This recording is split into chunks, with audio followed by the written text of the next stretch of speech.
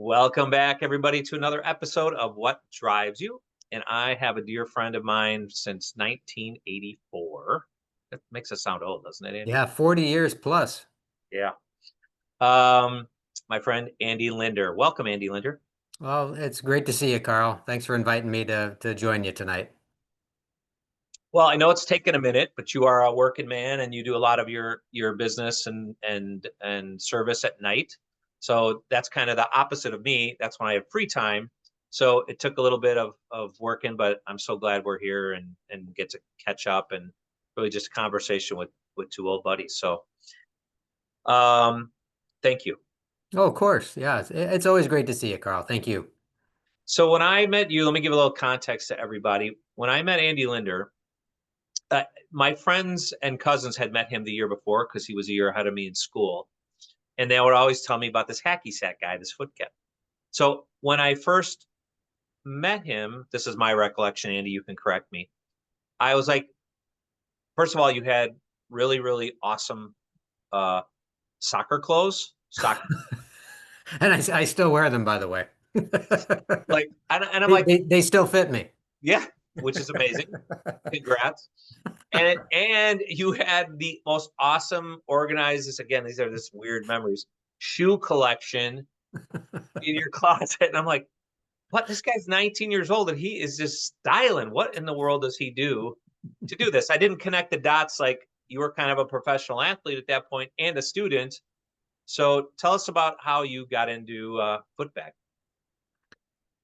And by the way, that shoe collection was all probably tennis shoe type of shoes that I did footbag with, and had some different sponsors and got some free shoes back then. So I'm sure that's what you're referring to. But that's a great memory. Thank you. Uh, as far as my getting started in footbag, it really started back in middle school when I was a soccer player, and I remember on television seeing some people juggle a soccer ball, and I had a neighbor that was a couple years ahead of me in school who was considered at the time to be the best soccer player ever from my community, Geneva.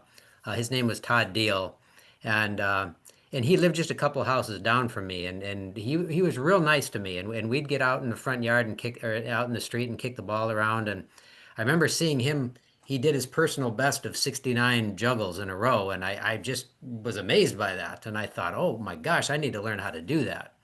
And so that's just kind of how it started. I remember getting 12 and I started keeping track after 12, and I just wanted to keep getting my number higher and higher. And then once you get the control down, it gets easy to build on those numbers.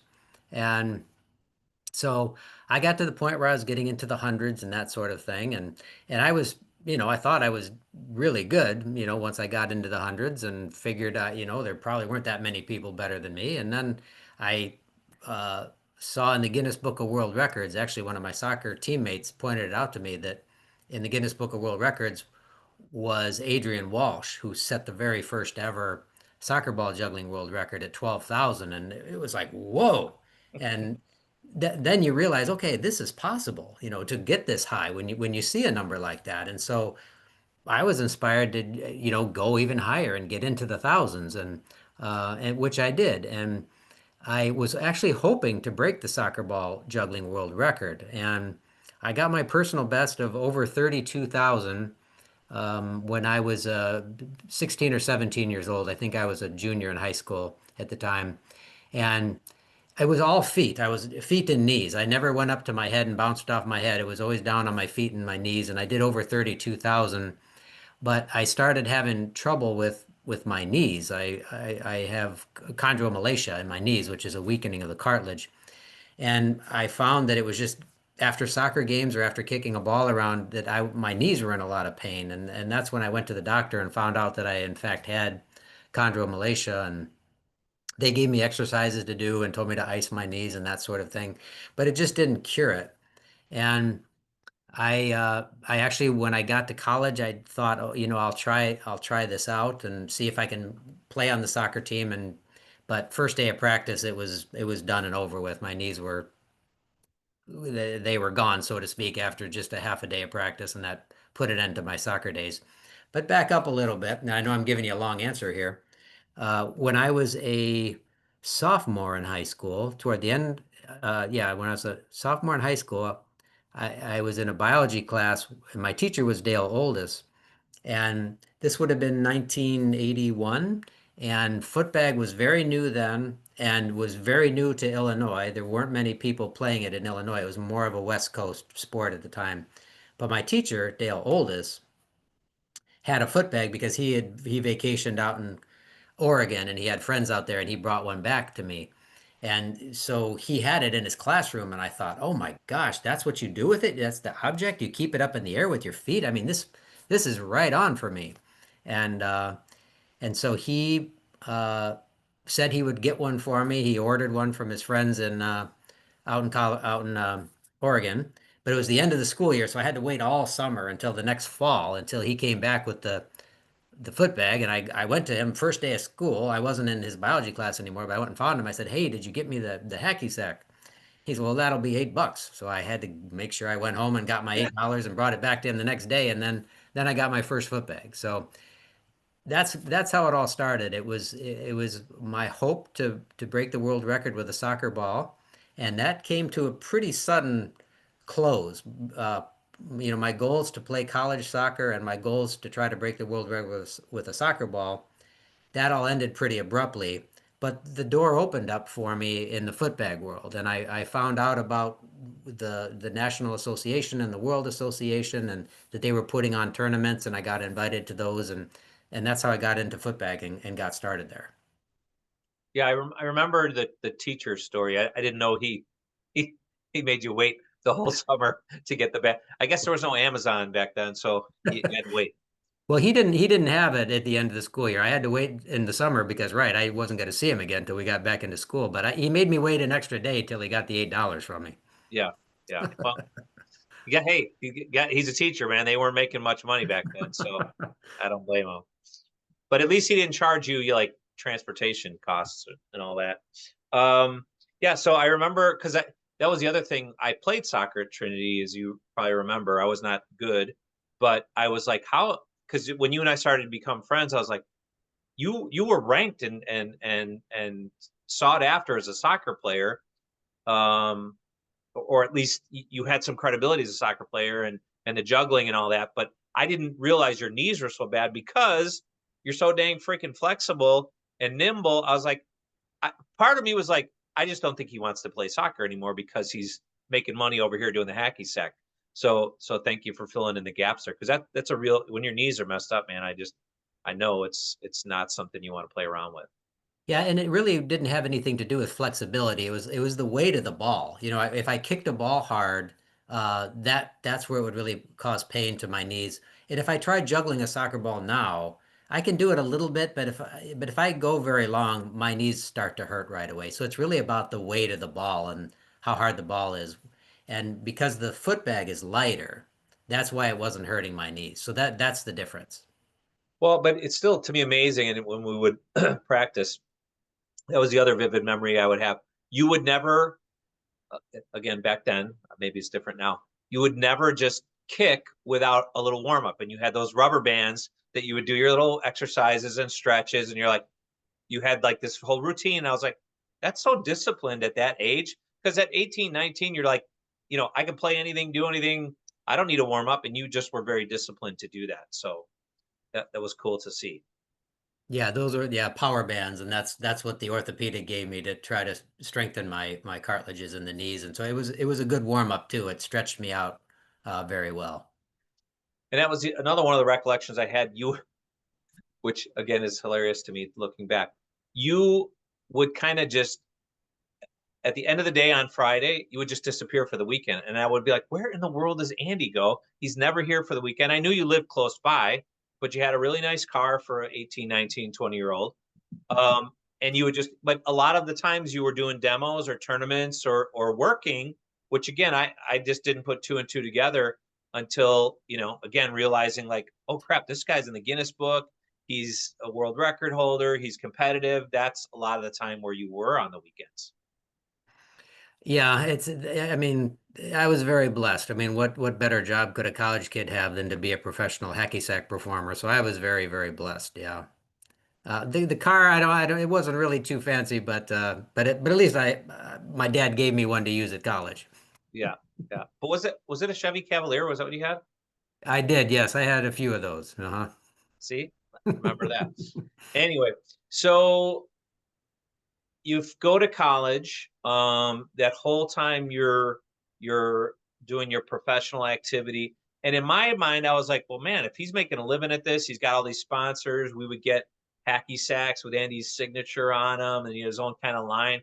I was thinking that was kind of where he's going to go. But simultaneously, you're a really good student and a really good listener, and you go down this path towards social work. So what made you go that direction, and or did you change directions to have the foresight to do both of those and continue?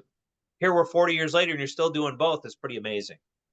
Yeah, and I think about again, I was a junior in high school when I uh, got my first footbag and started playing. And I went to my first world championships the summer before my senior year in high school. And I was being told by the association that, this is something I can do professionally and I can do this for a job and I can tour around and, perform and that sort of thing. And I remember, I vividly remember in high school being kind of torn about that, thinking, well, I really want to be a social worker, but this really sounds fun.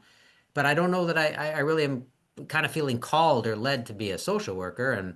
And that's what's really neat is that I'm able to do both right now. And obviously my social work job is my main job. Right now I do maybe 20, 25 shows a year right now, parades and things like that professionally for footbag.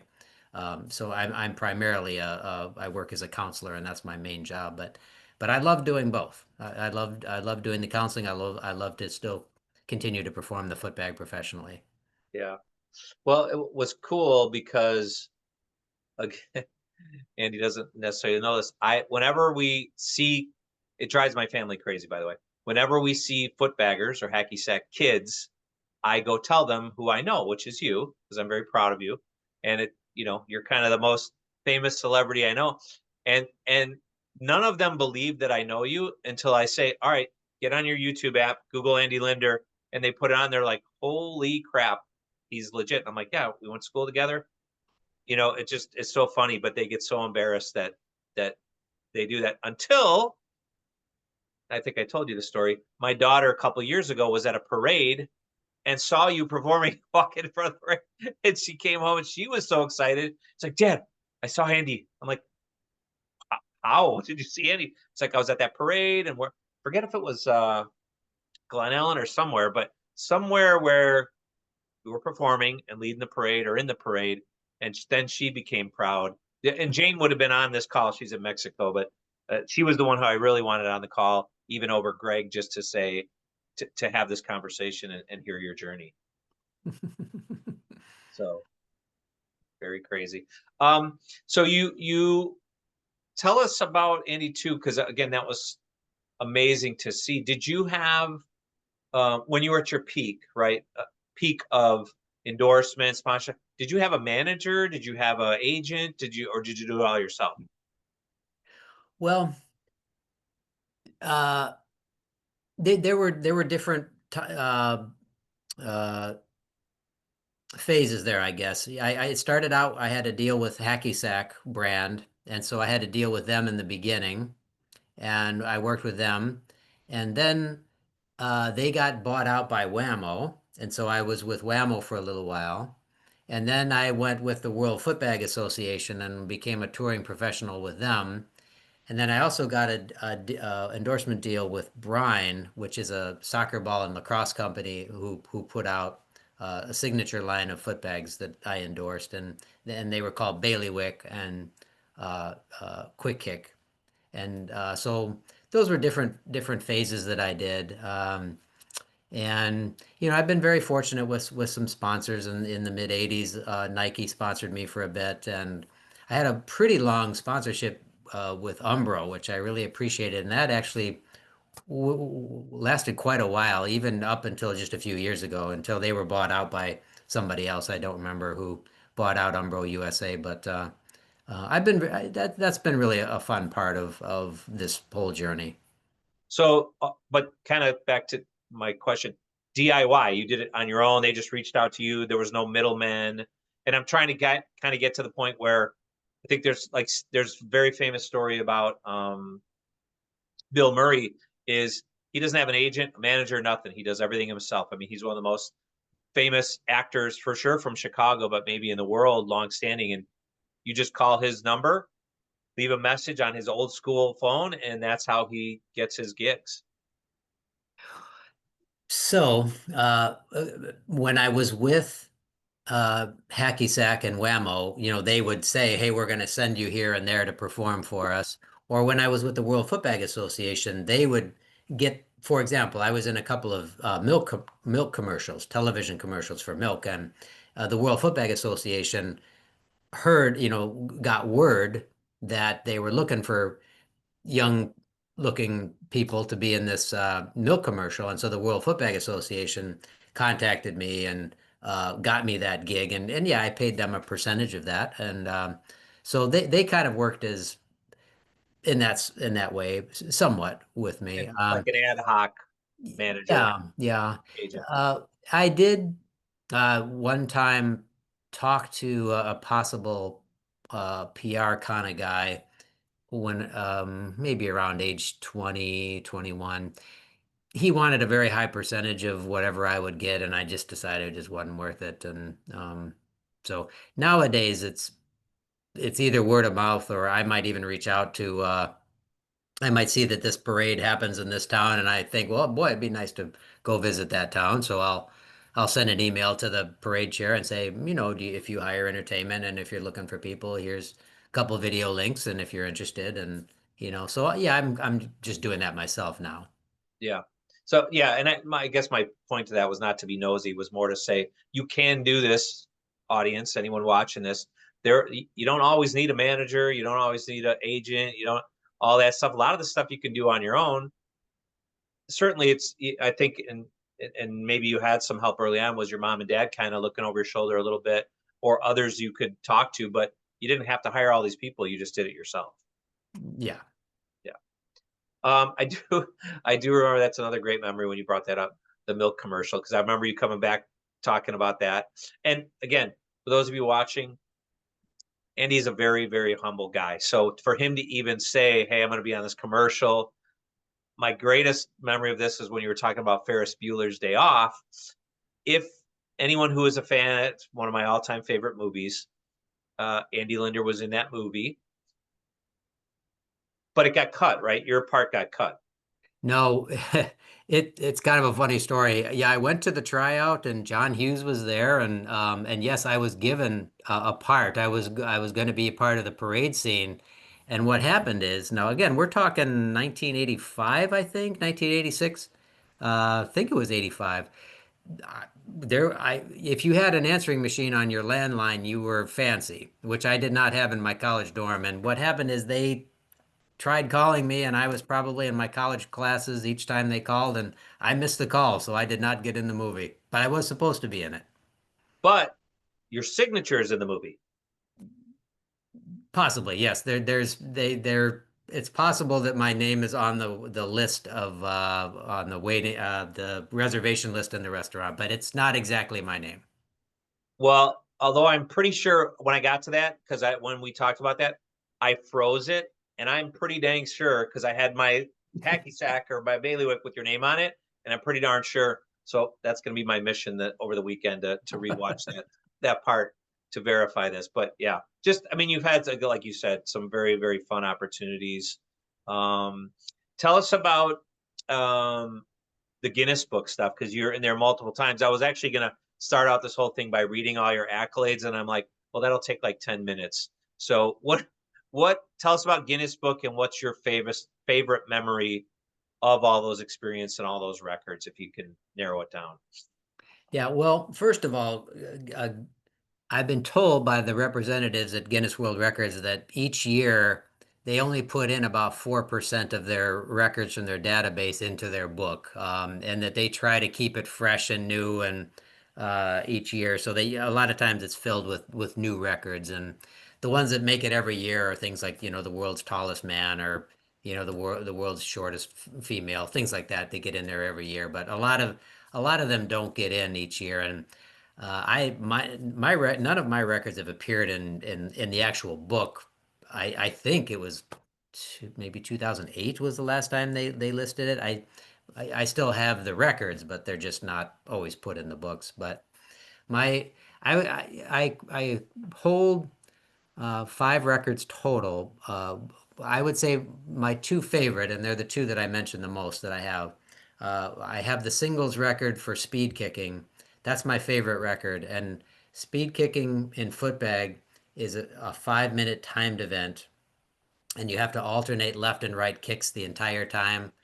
If you foul, it's the rally. It doesn't count as a world record. You can't drop it, and you have to alternate kicks the whole time, right and left. And so my record there is 1,019 in 5 minutes. And people ask, how many kicks is that per second? And boy, I think it's 3.4 kicks per second. I'd have to recalculate. I forgot all of a sudden. But yeah, it's 1,019 kicks in 5 minutes, and uh, it it uh, it's my favorite. I'm the only player that's ever gone over 1,000 in that event, and again, it's the one that I like best. Uh, my second favorite is the doubles record for the most consecutive passes, which my partner Ted Martin and I hold. That's where you have to just continually pass. You can only kick it one time back and forth. The event is also called doubles one pass, and that record is just under 28,000. I think it's 27,956 kicks, and we did that in just under 4 hours. So it's just an event that really, again, it's about control, it's about teamwork, and that would be my other favorite record that I hold. By the way, it's 3.39 kicks per Okay, thank you. second, I thought 3.4, right? which is unbelievable. If you guys you haven't seen this, I mean, literally Google Andy Linder on YouTube or YouTube him, and you will see. I don't know that there's a really good one of the speed that I remember, but it is so fast. You think you're watching like film sped up. That's how fast his feet go, just pitter patter. It's an amazing thing. So, and then the other one, and I remember vividly asking, could when you set one of those first early singles records, and it was like 7, 8, 9 hours, whatever it was. And I I don't know if you remember me asking this. I'm like, Andy, how do you go to the bathroom?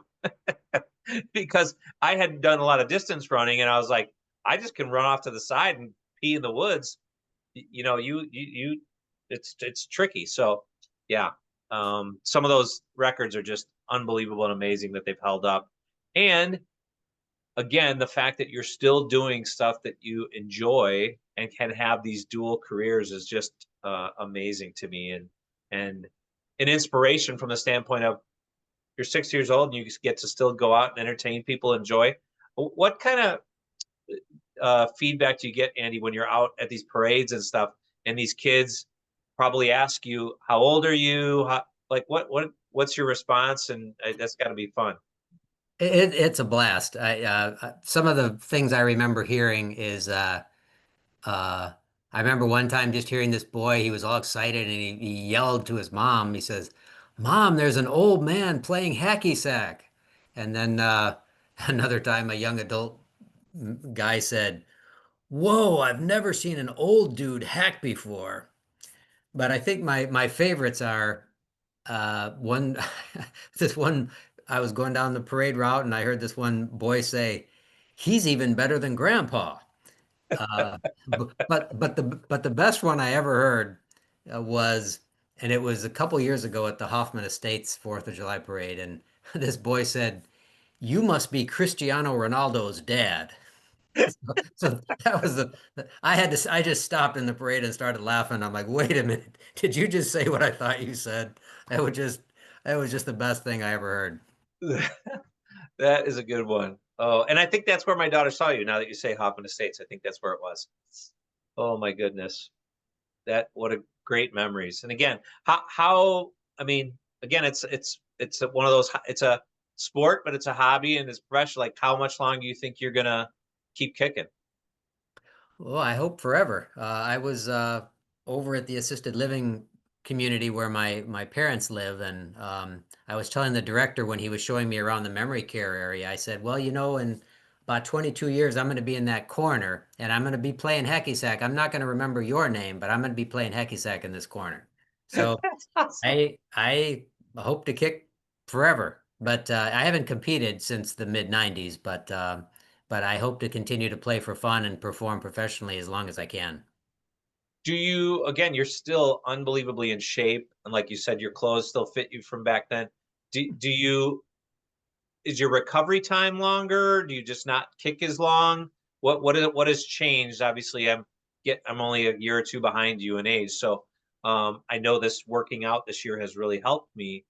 Just that keeping moving, and I tell people too. I'm like, sitting is kind of the new smoking, I think, for our generation, meaning just being sedentary. So you're very active. So are you slowing down at all from that standpoint, or you still, or do you got to warm up longer? What's the scoop? No, and I think the warm up is important. I make sure that I stretch and warm up before and after. And I'm very blessed. I feel good, and so I'm very thankful that I've been remained healthy. Yeah, and when you anyone who does Google and YouTube, the fact that Andy can turn his foot upside down and catch these, you're going to think he's made of rubber. So that's just it's an amazing thing to see. And I am not flexible at all. So when we would goof around at college, I was kind of the soccer style with my feet and my thighs, because the rest of the moves and catches and it was very hard to do. And when you had the best in the world there, um, it was fun to. Well, of course, we all tried, and Andy was a good sport about it. But he even invited us to some of his school assemblies to come and assist him in his demos, which again was fun but also embarrassing because Those were a lot of fun. I they were remember those. they I were very remember fun. you being a part of that. Yeah, not as much as some of the others, but yeah, it was still fun to know and fun to continue to know you. So what when you're out there, does this give you an opportunity to kind of just um, share what else in your life? Are you able to counsel, share your faith, and what else? What are the other benefits you get out of being kind of this, especially in that vertical, right, of footbag and hacky sack? When you guys Google him, you'll also see he kicks a whole bunch of other different apparatuses that are they're kind of go around the world. What other opportunities have you had from that? Well, certainly I've built a lot of relationships, and that opens doors for conversations, and I've been very thankful for that. I've got very strong relationships in the sport of footbag, and a number of fellow Christian players. We are in touch, and we pray for each other, and we let each other know prayer concerns, and support each other. And I try to reach out to other people in general wherever I can, and offer prayer and offer support uh, and just any opportunity that would open up there.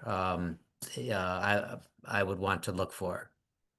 Does being the crossover, again, that they don't correlate really at all, professional athlete or former professional athlete and social worker, but how does being that athlete help social work or vice versa?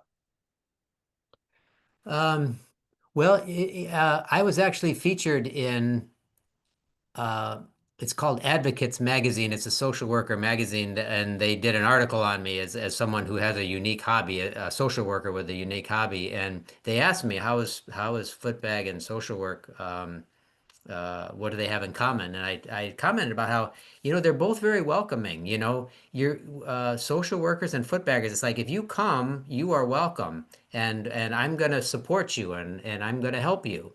And as a counselor, people come to me, and I welcome them, and I want to give them the services that they're looking for.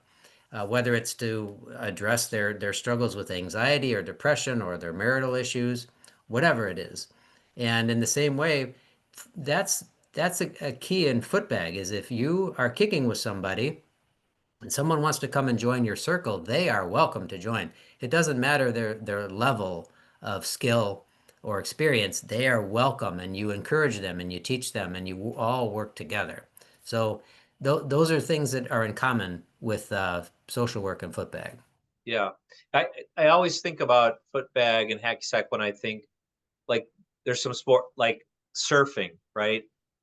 There's just that community of welcome. Like even yeah, you don't want to cut off a really good surfer on a wave because you're going to get in trouble. But skiing, skateboarding, those cultures, and those are really a lot of those are life golfing, lifelong sports that you could start as a really young kid and do way into your 60s, 70s, 80s. So there is some cool correlation there. And like I said early on in this call, you're a super good listener. So I think people do feel comfortable getting into a circle with you. And even those examples I use when I'm out in an airport or at a park or something, and I see that you could be an old dude and walk up to young kids kicking, and they'll let you right in. It's amazing, Yep. Yes. fun. Well, Andy, I've appreciate catching up so much, and I know I did warn you about some car questions here, so I hope they're okay, and then we'll end with some words of wisdom from world famous and kicker and amazing social worker and good listener and good friend. But first cars, I kind of alluded to a little bit. Maybe that wasn't even your first car, but what was your first car that you owned? Well, first car I owned was a Cavalier, a Chevy Cavalier. I bought it from my dad. He let me use it, and then I actually bought it from him, and so that was the first one. The old Cavalier. And then, man, they made those for a long time, and they sold a crap ton of them. So, Yeah, and uh, I had several of them because it seemed like they were a good deal and they were reliable, and so I had a few of them. yep. What was your favorite car of all the cars you've owned?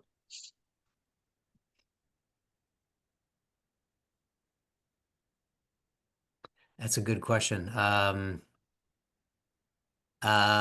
I have liked having I've been mostly driving Chevys and I had a Chevy Sonic. I still have one, but the one I had before, I like it because it's small and it fits into parking spots There you very go. easily. Very practical. And what would be your dream car? Please Uh, don't say Chevy Sonic either. You can dream big, Andy. Dream big. I've already lived the dream of the Sonic, so yeah, Okay. I'll think beyond that for that question.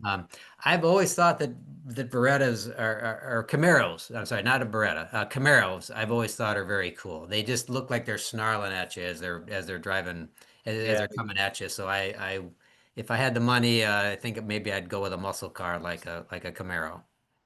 Yeah. A couple of the guests have said, Porsches, but right behind, because Porsches to me look like they're moving even though they're standing still. And the new Camaros and even some of the old ones, they have that real cool, sleek look that makes them look like they're in motion when they're just parked. So yeah, I, I, I like them, and I like the new one. I think they did a really good job on the rebirth of the Camaro as well. It's a good looking rig. Yeah, so All right. if social work and footbag were higher paying jobs, I might go out and get me a Camaro. Yeah. Well, they're Or Carl, if you can give me a good deal on one. yeah. Well, that I can help with. That's for sure. We got a few connections. Um, or we could win one. We could enter one of those raffles. You never know. All right. So on a more serious note, what we've asked a lot of guests. Again, this is I think we're up to episode 45-ish. We've asked a lot of guests, what would be your words of wisdom? We call it kind of our wow question. And that would be around, doesn't need to be profound. It could be something simple. One guest said, just begin, just get moving. Another one said, be humble. I think another one said, just be nice. So it could be real simple. It could be real profound. But what would you wish someone would have told 18-year-old Andy that you wish you would have known then might have saved you some heartache or some grief or some bumps in the road? Well, one of the things that my dad told me when I was young, and playing sports is he said the most important thing is that you have fun. And I remember just kind of thinking, It's more important to win and to do well and that sort of thing. So, but but what he said is so true. And when I work with kids who do and that I'm counseling that do sports, I'll ask them when they come in, I'll say, well, how'd your game go? And they'll tell me the score, whether they won or lost. And then I'll always ask, well, did you have fun? And then I always hope they'll say yes. And then when they do, I'm like, okay, great. I'm really glad you had fun. So I and I would encourage that if you're going to do a sport or you're going to play an instrument, or whatever you do, I just hope that you enjoy it, because the more you enjoy it, the more time you're going to put into it, the more you're going to practice it because you're enjoying it. Yeah. Yeah, it's funny when and I think you remember, maybe you remember this, Andy, though. When I started out in college, I was going to be a gym teacher. So it was about, and then I shifted from gym teacher to outdoor rec and recreation, but it was always around that idea of play. And it's funny, as we've evolved, play became a thing when, historically, when people had more time, right? Some more leisure time. Because back in the day, you were a hunter, gatherer, farmer. Guess what? There was literally no time for play because you were just surviving. So as we've gotten more efficient, better at commercialism, better at farming and grocery stores, and wealth, all those accumulations have allowed people to have time for play and leisure. So again, it's important because, especially in the early days of forming your brain, if you don't have that playtime or that leisure time, I think it really does something to you. If you're just working from when you're like 4 or 5 years old, it's not good. It's not good. So you got to enjoy it. You got to have joy. I've got so many friends, and you probably do too, Andy, that were really, really proficient, like could have been pro level, but they didn't like it. Their parents forced it on them, jammed it on them, and they had no joy, and they didn't love it, and they just quit. And they could have been pro athletes, but they didn't care because they didn't have the joy. So I Yeah, like that. and it's therapy. It's when I'm doing my foot bagging, that's therapy for me. Put on some music and kick my foot bag and just escape from the rest of the world for an hour or hour and a half. And it's so good for our spirits that we have hobbies that we enjoy, whatever they are. Again, whether you're playing an instrument or whether you're an artist, whatever you do, if you enjoy it, those hobbies are so important. It's therapeutic for us. Well, I love that one. Have fun. Have fun. And this was fun for me, Andy, to catch up and to hear a little bit more deeper. Obviously, I've heard some of these stories for a long, long time, but maybe not as deep. The one about your teacher bringing back a foot bag is a great fill in the gap one for me. So thanks again for joining us. And please, anybody who's out there, just Google Andy. If you'd like to hire him, how would anybody go about doing that? If they wanted to bring you to a whatever event, how would someone go about getting a hold of you? Oh, well, yeah, they can email me, or I guess they can go through you maybe and get and contact me. Yeah, But certainly, yeah, I really enjoy going to new communities, and whether it's performing in the parades or the festivals or the fairs, it's always fun for me. So, yeah, I would welcome opportunities like that for sure. $100,000 minimum. Is that what we're charging these? I charge less than a lot of jugglers and stilt walkers and other kind of performers, so I'm affordable. Yeah, no, it's fun. But I'm trying to get you that Camaro, so we got to charge a little bit more than maybe the Or just average. get more gigs, yeah. All right, Andy. Well, Andy's a local Chicago area guy. He's also a great counselor and therapist. So again, if you have need for that, if you're stressed, anxious, whatever, I can definitely hook you up with him if you live in Yes, that. I'm currently employed at Hesed Psychological Services in St. Charles, and we do offer telehealth services as well. So if you don't live close to St. Charles, we can. If I'm licensed in the state of Illinois, so if you're in the state of Illinois, we can do telehealth. Awesome. Well, my dual sport, dual career friend, thank you again so much for joining. And I'm glad we finally got to put this on film and get it out there on YouTube. And now millions and millions of people can hopefully enjoy and watch and share this and then actually YouTube you and watch you in action because it's amazing. So thanks.